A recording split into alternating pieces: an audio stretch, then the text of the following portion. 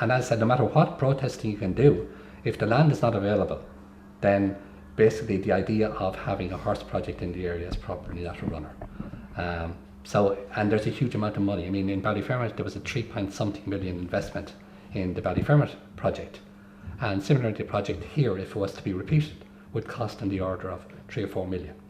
But really what you should do is try and get a swimming pool into the area for them, and a library. And there's a park over there, absolutely nothing in it. Half is absolutely just left disgraceful. What you should do is do a nice park, the way they have the park done in Ballyfermot, and put all these little things in it for the children.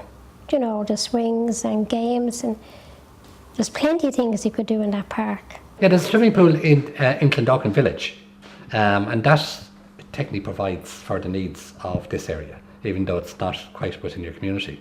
But pools are very expensive to build. I mean, the new pool in Clondalkin cost 20 million. So to repeat that for every community would just not be possible. And there's a question of then the viability, because there's a huge cost in terms of running swimming pools, and no swimming pool makes money. It just about breaks even. So the next pool that is planned, if it happens, will be in Lucan, to deal with the kind of population in Lucan. I'd still like to see a swimming pool. I really feel a swimming pool and a playground. There's no playground in Clondalkin for the small kids.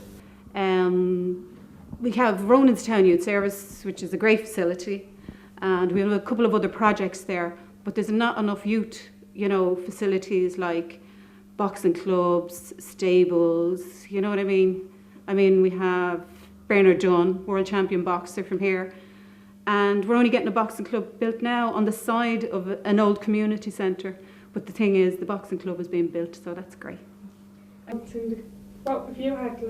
What would you want more in the community? What facilities would you put? Well, I suppose realistically, money is very, very tight at the moment. But if it was a case that I had a wish and someone had a few £1 million to give us, I suppose there's lots of small things that we could do just to continue building the community. Like, I think a library would be a huge advantage up here, because a library is something that all ages can use, small kids, big kids, adults. Stuff like a small thing, even like a bank.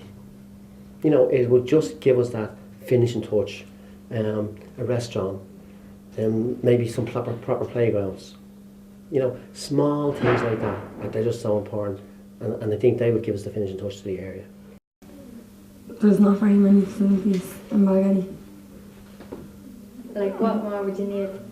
A community centre, something for the kids, instead of running around the streets. There's not enough facilities for the kids. There's not enough shops. We've one school. We started the school with 7 pupils. We now have over 1,000 kids and 40 different nationalities. So the language barrier is a problem, because a lot of the people don't understand us and we don't understand them at times. So that's part of the problem as well. You'd have to look at the community's interests, and then discuss it with our community to get the stuff in, because everybody has different interests, so you can't just say, oh, we get a swim pool, because maybe there's people that doesn't want to swim, there's people that want to dance. Do you know what I mean? So we've taken a lease on what was supposed to be a corner shop, but never opened as a shop.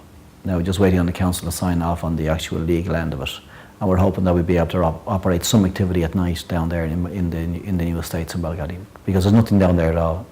And it's a fair distance to travel from there up to here for the younger kids, so we're hoping to organise something down there, It's local people have to take kind of ownership of all of these projects, and if they don't, they won't last. It doesn't matter whether the council have 10 people or 20 people.